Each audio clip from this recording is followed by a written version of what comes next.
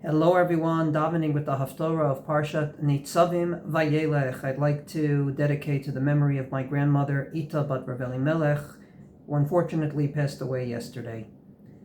The Haftorah has a very famous pasuk that became a song, as most famous psukim ultimately do, and that is, Al chomotayich Yerushalayim hifkadati shomrim kol hayom v'chol halayla. On the walls of Jerusalem, I have put guards both during the day and during the night. And I think it doesn't strike anyone as less than a miracle that we're living in a time in which Israel is being attacked. We are in war for almost a year plus.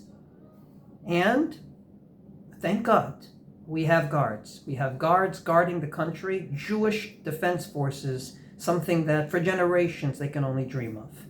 But comes along Rashi and adds an additional level of interpretation. He says the word hifkadati is probably from the word pikod, which we use in the reference of remembering, such as in the Zichronot, the actual prayer, the actual bracha for remembrance that we're going to say on Rosh Hashanah on both days in Musaf, ufoked kol yitzurei kedem. God remembers each and every human being from time immemorial. So says Rashi, and I quote, Lichtov sefer zichronot shelo yishtakach zchutam milfanai. To write a book of remembrance so that their zchut, their merit, will not be forgotten. And he goes on to say that ultimately all these people should and will be remembered.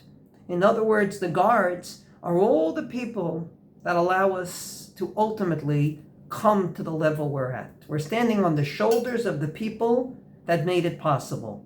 Those that fought in prior wars and those that are fighting in this war. And I believe this is very crucial as we get into the days of Rosh Hashanah and Yom Kippur. We have an ability and a responsibility to remember each and every hero that has given their life in the last year. There's so many stories. And there are amazing stories of heroism.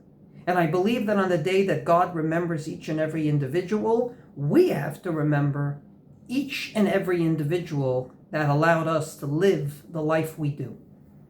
And there's so many stories, and there's so many beautiful acts of dedication, unfortunately, in war. And allow me just to mention one. There was a soldier about to go out for an attack, and his friend said, "Stay here. You have 4 children. I'm not married."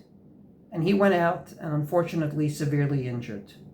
I believe a story like that is something that we have to tell our children and remember, especially on the day of remembrance on Rosh Hashanah.